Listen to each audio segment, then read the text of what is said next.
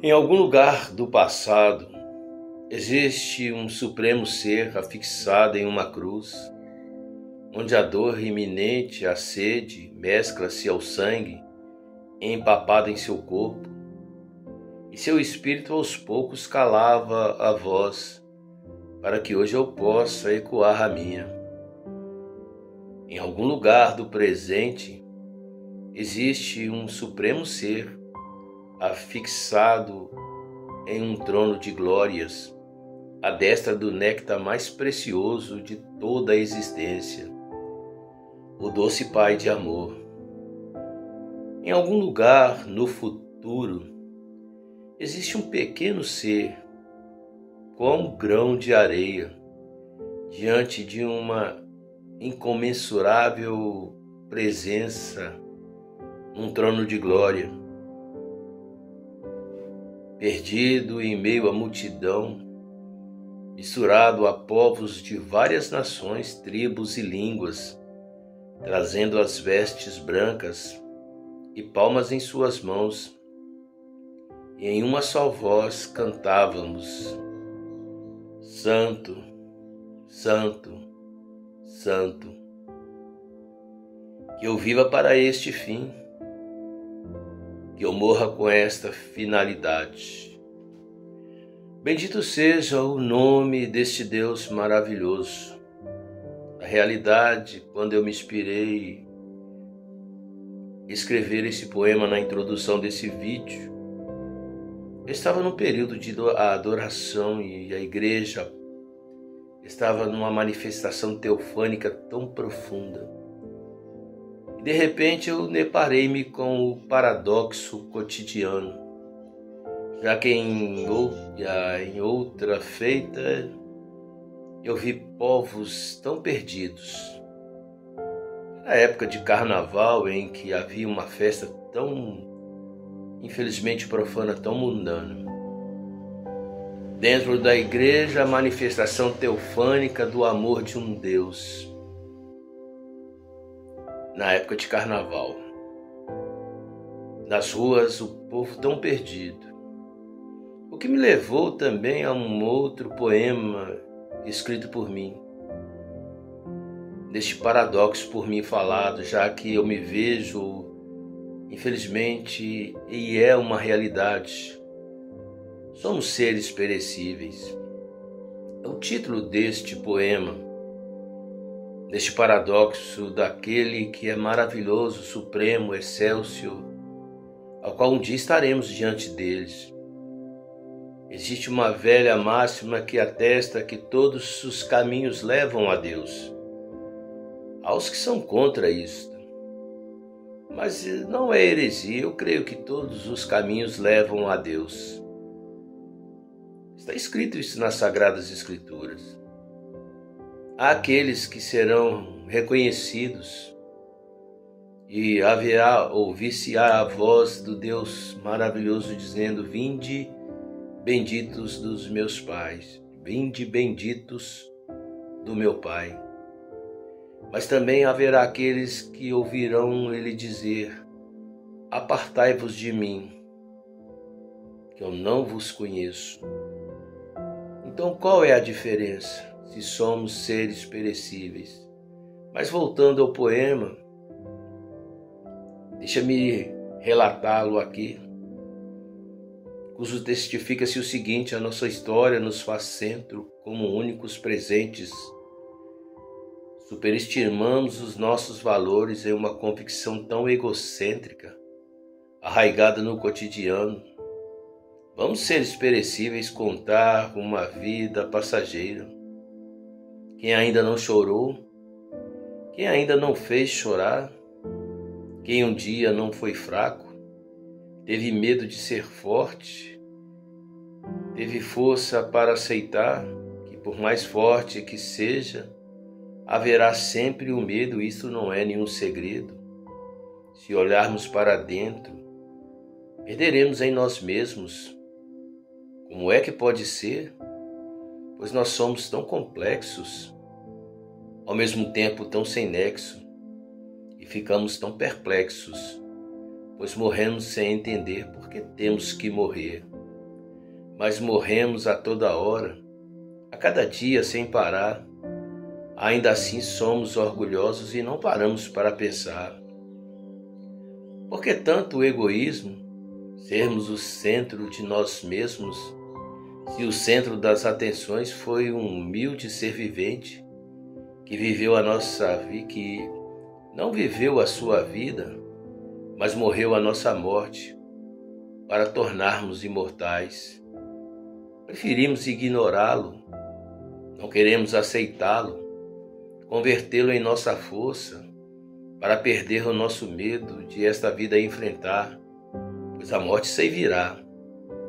Inventamos sempre um álibi para não assimilar esta esplendorosa luz que brilhou com tanto amor, um amor puro e sincero que fez o nosso Criador chafurdar-se nessa terra, empapar-se em sangue e dor, para aniquilar nossos pecados, nos trazer a libertação e, através dos seus ensinos, transformar o coração. Nessa dor que esvaiu o sangue, exaurindo a própria vida, restaurando nossas vidas, Ele morreu a nossa morte para vivermos a sua vida. Talvez digam que será algo assim meio patético, ou recebam com sorriso por isso tudo ser poético. Poesia é uma forma de amar, mas foi a dor e não poesia do seu sangue derramado. Ele estava catatônico, corpo vil dilacerado, pois foi algo tão dramático de um amor tão dogmático, obstinado a cumprir o seu papel, e depois voltou ao céu, foi preparar-nos um lugar. E só faz uma exigência, reciprocidade ao amar, por amor também entregar as nossas vidas em suas mãos. Não apenas pelo que eu falo, são palavras e nada mais, mas pelo estigma de Cristo Jesus. Este Deus sofreu demais. Em sua renúncia foi capaz de deixar sua majestade, subjugar a sua deidade, assumindo os nossos flagelos e tornar-se a solução, o caminho e a verdade. Vida viva em nossas vidas, para sermos seres livres, pois sem Ele, na verdade, jamais chegaremos a Deus. Somos seres perecíveis. A verdade é que, longe das questões emblemáticas, problemáticas que permeiam a história relacionada a Cristo Jesus, que deturpam situações, polarizam as questões, eu parto para uma pergunta tão óbvia: onde estão aqueles que o crucificaram? Onde estão aqueles que o condenaram? Uma pergunta tão simplória, mas ao mesmo tempo tão propícia para uma data que tornou-se tão emblemática, tal como a data da Sexta-feira da Paixão. É fato que, ao bradar com a sua voz frágil e trêmula, já nos últimos momentos de sua vida, Jesus Cristo liberou perdão ao dizer que eles não sabiam o que estavam fazendo. Por isso pediu ao Pai que os perdoassem. Todavia, eles voltaram para suas vidas cotidianas, guiados pelos seus próprios interesses, até que a morte chegou para cada um daqueles que barbarizaram a Jesus, e ou daqueles que foram omissos, e mesmo os que foram coniventes. Então não adiantou em nada a voz trêmula dele estando moribundo, liberando perdão, se estes não reconheceram o sacrifício que foi feito naquela cruz. Eles morreram, seus filhos nasceram, os filhos dos seus filhos também nasceram e morreram, e assim sucessivamente homens nascem, homens morrem. Enfim, só existe um caminho para uma verdade que é Jesus. Ele é a vida.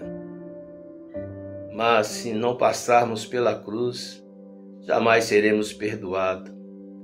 Há uma resposta para os nossos conflitos do dia a dia. A luz ainda brilha. E não é apenas uma esperança vazia.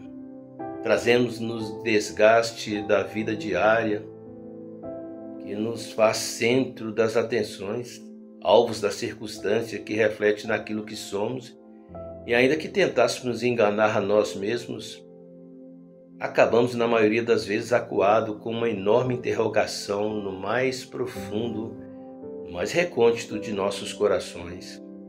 O que somos? Quem somos? O álibi alienado de hipotéticos ideólogos? Ilações voláteis de abstratos filósofos? O que fomos ou seremos? Subterfúgio da presunção de um grande mentor religioso? Religioso esse que transfere os seus conceitos subjetivistas, fazendo deles um pseudo-objetivo para contemplar milhares e milhares de subservientes solidários ao seu egocentrismo? Nesta questão poderia incluir até mesmo mentores que já morreram e jazem em seus túmulos faraônicos, onde muitos deles são venerados, mas as cinzas dos seus corpos se perderam levadas pelo vento e ainda hoje pairam sobre a cabeça dos seus seguidores que obstinadamente difundem e confundem com seus conceitos um tanto voláteis e às vezes hipotéticos. Somos pessoas nominais, temos uma só digital, uma só identidade. Nossas vidas são somente nossas, de valor inquestionável, cuja origem brotou do coração de Deus que, por ser somente um, também nos fez pessoas nominais, pessoas ímpares, vivendo somente uma vez neste mundo. Fomos criados numa síntese triádica, corpo, alma e espírito, para melhor entender o nosso Criador, que mesmo sendo um só em essência, constitui-se em três pessoas distintas, ou seja, Pai, Filho, Espírito Santo. Como o Pai amou ao mundo de tal maneira que deu o seu Filho unigênito, para que todo aquele que nele crê não pereça, mas que tenha vida eterna. Filho esse que se despiu de toda a sua glória sempiterna, se fazendo em carne, vivendo sobre uma metáfora cujo nome era Yeshua, o Filho primogênito de Maria, tornando-se a matriz inquestionável para a edificação da raça humana. Como homem, ou seja, como Jesus Cristo, ele não teve pai, pois nasceu de uma virgem. Como Deus, o Elohim, não teve mãe, pois antes de Maria vir a este mundo, ele já existia desde a fundação da existência, como Verbo vivo. Mas veio em uma forma simples para restabelecer o paradigma da humanidade, fazendo dentro daquela metáfora de um carpinteiro, ou melhor dizendo, trazendo dentro dele aquela metáfora de um carpinteiro,